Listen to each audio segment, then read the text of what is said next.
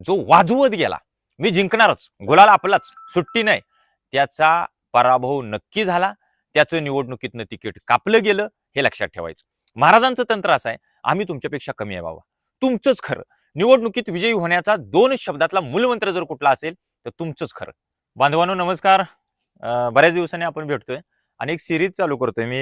मध्यंतरी सोशल मीडियावरती एक मेसेज व्हायरल केला आणि त्याला बऱ्यापैकी प्रतिसाद मिळाला. मी असा एक स्टेटस ठेवला होता की पुस्तकांवर बोलू काही, आणि बऱ्याच जणांनी रिप्लाय दिला की नक्की आम्हाला त्या पुस्तकांवरची व्हिडिओ बघायला आवडते. पहिली गोष्ट मी तुम्हाला एक स्पष्टपणानं सांगितली पाहिजे, कुठल्या पुस्तकांवर बोलणार, तर सगळ्या पुस्तकांवर बोलणार. मग त्यात कादंबरी असेल, चरित्रात्मक असेल, आत्मचरित्रात्मक असेल, जेवढे म्हणून काही पुस्तकाचे वाङ्मयाचे प्रकार आहेत त्या सगळ्या प्रकारावर, विशेष करून जुनी पुस्तकं असतील, ट्रेंडिंग मधली असतील, नवी पुस्तकं असतील आणि त्यातल्या त्यात वादग्रस्त पुस्तकं असतील, अशा प्रत्येक पुस्तकावर मी बोलण्याचा प्रयत्न करणार आहे.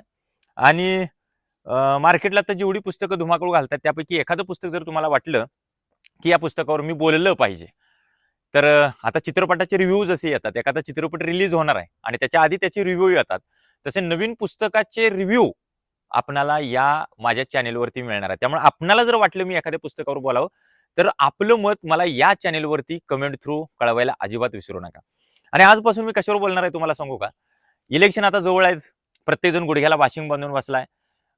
प्रत्येकाला वाटते मला उमेदवारी मिळणार, माझा नेता, माझा पक्ष माझ्यावर खुश आहे आणि माझ्या गेल्या 5-10 वर्षातल्या कामाचा तो किमान दखल घेईल कामाची आणि मला तिकीट दिल्याशिवाय राहणार नाही, असं प्रत्येकाला आता वाटतं.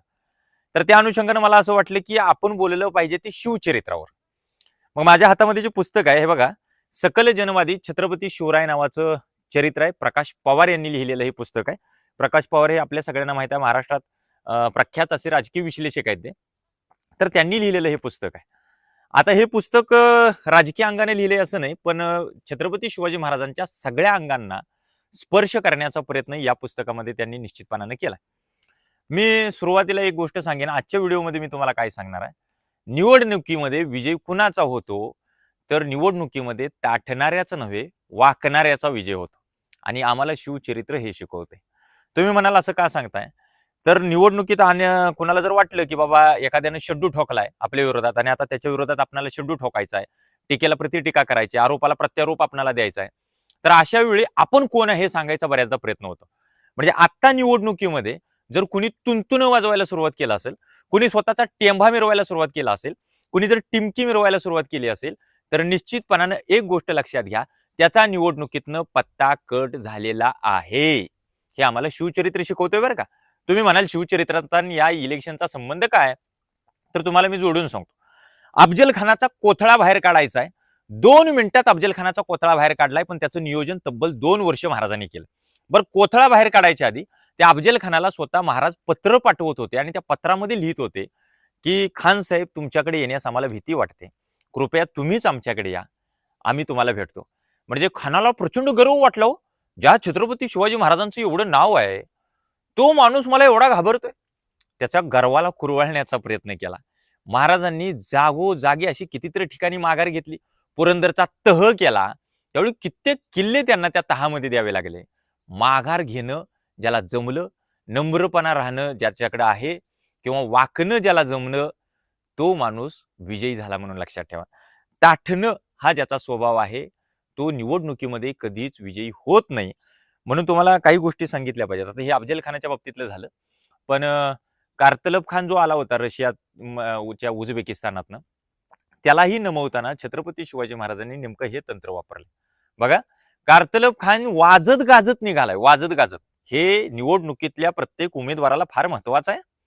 वाजत गाजत कारतलब खान निघालाय छत्रपती शिवाजी महाराजांना आणि इथल्या मराठ्यांना नमवायचं, इथल्या मराठ्यांना गुडघ्यावर आणायचं आणि इथल्या मराठ्यांचं स्वराज्य आपल्या स्वाधीन करून घ्यायचं, हे त्यांच्या परफेक्ट डोक्यात होतं. पण ज्यावेळी कारतलब खान आलाय त्यावेळी मराठ्यांनी फक्त तुताऱ्या वाजवायला सुरुवात केली होती. कारतलब खानाकडे एक देशमुखीन होती, त्या देशमुखीनला विचारलं की बाबा एका तुतारी पाठीमागं किती मराठी असतात, तिनं सांगितले एका तुतारी पाठीमागं किमान 100 मराठी असतात. त्यानं लागलीच हिशोब केला, एका तुतारी पाठीमागं 100 मराठी म्हणजे 1000 तुताऱ्यांच्या पाठीमागं किती झाले, वाजल्या 2000 तुताऱ्या, मग 2000 तुताऱ्यांच्या पाठीमागं किती, तर 2000 गुणिले 100 झाली किती, हिशोब करा आता तुम्ही, मला कळवा पाहिजे तर कमेंट मधनं. माझ्या माहितीनं 2 लाख झाले.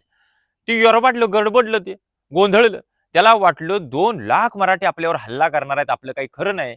हे गडी गेला होता 36,000 घेऊन, रिकाम्या हाताने गेला माघारी पुण्याकडे. आणि पुण्यात शाहिस्तेखान जो होता तो औरंगजेबाचा मामा बरं का.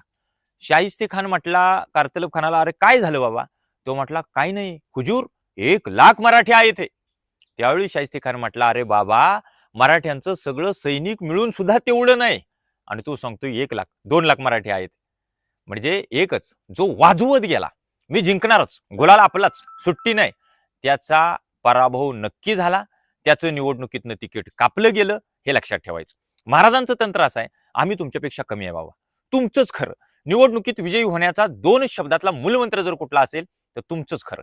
निवडून येईपर्यंत तुमचंच खरं आहे, तुमचंच खरं आहे. महाराजांनी नेमकं हे केलं इतिहासामध्ये आणि हे आम्हाला शिवचरित्र शिकवतं.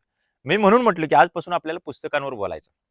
आता इलेक्शन तोंडावर आहे म्हणून मी हा व्हिडिओ नेमका केला की वाकणाऱ्याचा नव्हे, ताठणाऱ्याचा नव्हे, तर वाकणाऱ्याचा विजय होतो. आणि मी त्याला एक उदाहरण दाखल म्हणून तुम्हाला एक गोष्ट सांगेल बरं का. छत्रपती शिवाजी महाराजांची त्यांच्या आयुष्यामध्ये माझ्या माहितीनं 3 गुरु होते बरं का. आता तुम्ही म्हणाल आम्ही 1 ऐकला, 2 ऐकले, आता 3रा कोण आला? तर आई वडील छत्रपती शहाजीराजे आणि राजमाता राष्ट्रमाता जिजाऊ या त्यांच्या गुरु होते. आणि 3रे गुरु होते ते म्हणजे आमचे 5वे वेद म्हणून आम्ही ज्यांना ओळखतो ते जगद्गुरु तुकोबाराय, हे गुरु होते. त्या तुकोबारायांचे काही अभंग आहेत. छत्रपती शिवाजी महाराज त्यांच्या अभंगांनी प्रभावित झाले होते. त्यांनी एक अभंग केला होता शिवरायांनी. तर त्याच्या अनुषंगाने मला एक सुचलं म्हणून तुम्हाला सांगेल. आपल्या भागातल्या, बघा इलेक्शनला हे फार महत्वाचं आहे, आपल्या भागातल्या एका व्यापाऱ्यानं किराणा मालाचं दुकान चालू केलं होतं. दुकान फार चांगलं चालत होतं, पण त्याच्या व्यवसायामध्ये एक दिवशी विघ्न आलं. बाहेरचा गुजरात मधला एक व्यापारी आला, त्यानं बरोबर आमच्या मराठी माणसाच्या दुकानाच्या समोर दुकान थाटलं आणि आल्याबरोबर त्यानं एक व्यापारी शक्कल लढवली, दुकानावर पाटी लावली. साखर आजपासून फक्त 10 रुपये किलो. आता मला सांगा, आताच्या काळात साखर 10 रुपये किलो शक्य आहे का? नाही. पण लावली पाठी, बेधडक लावली. व्यापारी शक्कल त्यानं लढवली होती. जे गिराईक आमच्या मराठी माणसानं जोडलं होतं ते तुटलं आणि त्या व्यापाऱ्याकडे जायला लागलं, तिथून साखर खरेदी करायला लागलं. एवढं फुकटात साखर मिळते, सोडा कशाला, ही आमची मानसिकता. मग आमचा जो माणूस होता, आमचा व्यापारी जो होता, त्याच्या डोक्यात आलं, अरे मोडेन पण वाकणार नाही. आम्हाला हा बाणा एकमेव शिकवला गेला, मोडेन पण वाकणार नाही. शिवरायांकडे काही स्वाभिमान नव्हता का? आग्र्याच्या त्या रांगेमध्ये शेवटला उभा केलं म्हणून औरंगजेबावर चौताळून जाणारे आमचे महाराज काही स्वाभिमानी नव्हते का? निश्चितपणाने स्वाभिमानी होते, पण ताठपणा त्यांच्याकडे नव्हता, गर्विष्ठपणा त्यांच्याकडे नव्हता. लक्षात ठेवा, हे नेमकं आमच्या इथं आहे. आम्हाला फक्त एकच सुचवले, मोडेन पण वाकणार नाही. आमच्या मराठी माणसाला तसं वाटलं, मोडेन पण वाकणार नाही. दुकानावर पाटी लावली, तुझी 10 तर माझी 8, साखर 8 रुपये किलो. परत गिराईक त्याच्याकडे आलं, 2 रुपये कमी दराने मिळते साखर म्हणून. परत त्या व्यापाऱ्यानं व्यापारी शक्कल लढवली, दुकानावर पाटी लावली, साखर 6 रुपये किलो. परत गिराईक त्याच्याकडे गेलं. आमच्या मराठी माणसानं परत पाटी बदलली, कारण मोडेन पण वाकणार नाही. दुकानावर पाटी लावली, साखर 4 रुपये किलो. परत गिराईक याच्याकडे आलं. त्या व्यापाऱ्यानं व्यापारी शक्कल लढवली, दुकानावर पाटी लावली, साखर 2 रुपये किलो. पण आमचा माणूस बहादर, मोडेन पण वाकणार नाही. आता हे गल्ली बोळात हेच चालू आहे ना, सगळी युवा तरुण पुढारी सगळे सुट्टी देणार नाही, आम्ही कोण आहे तुम्हाला दाखवतो, गुलाल आमचाच. या पठ्ठ्यानं पाटी लावली, साखर 1 रुपये किलो, साखर फुकाट, साखर विकून संपली, कर्जबाजारी झाला, दुकान विकायला काढलं. दुकान कुणी विकत घेतलं माहिती आहे? त्या समोरच्या व्यापाऱ्यानं. याला प्रश्न पडला, बाबा गिराईक माझ्याकडे येत होतं, याच्याकडे जात होतं, मी साखर विकत होतो, हाही साखर विकत होता, पण माझं दुकान खरेदी करण्या इतपत त्याची क्षमता आहे, कसं काय? न राहून त्याला विचारलं, बाबा कसं काय शक्य झालं? तर त्यानं सांगितलं, बाबा माझ्याकडे गिराईक येत होतं, पण त्यांना मी कधी साखर विकली नाही. साखर तू विकत होतास. माझ्याकडे गिराईक आल्यानंतर मी त्यांना सांगायचो, बाबांनो 1 दिवस फक्त वाट बघा, तुमच्या समोरच्या मराठी माणसाच्या दुकानावर आणखी 2 रुपये कमी दरानं तुम्हाला साखर मिळणार आहे. त्यामुळे गिराईक तुझ्याकडे येत राहिलं, साखर तुझी संपत राहिली, साखर मी आजपासून विकणार. म्हणजे आमची माणसं एकदाही वाकली नाहीत, 1000 वेळा मोडून पडली. त्यांची माणसं 1000 वेळा वाकली, एकदाही मोडली नाहीत. आणि संत तुकाराम महाराजांचा अभंग नेमका आम्हाला हे सांगतोय, महापुरे झाडे जाती तेथे लवाळे वाचते.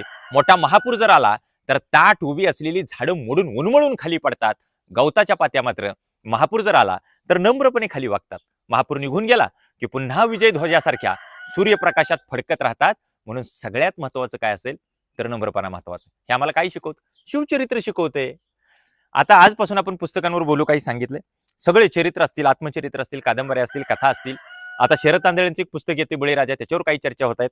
ते मध्यंतरी एक वादग्रस्त थोडं ठरलं, संजय राऊतांचं पुस्तक नरकातला स्वर्ग, त्याच्यावरती आपल्याला बोलायचं आहे. तुम्ही मला कमेंट थ्रू कळवा, डावी उजवी नवी जुनी ट्रेंडिंग सगळी पुस्तकं, वादग्रस्त सगळी पुस्तकं, त्या सगळ्या पुस्तकांवर आपल्याला बोलायचं आहे. तुम्हाला एखादं पुस्तक माहित असेल तर कमेंट थ्रू मला कळवा, आजपासून आपण त्याच्यावर बोलायचं आहे. मनापासून धन्यवाद. जय शिवराय.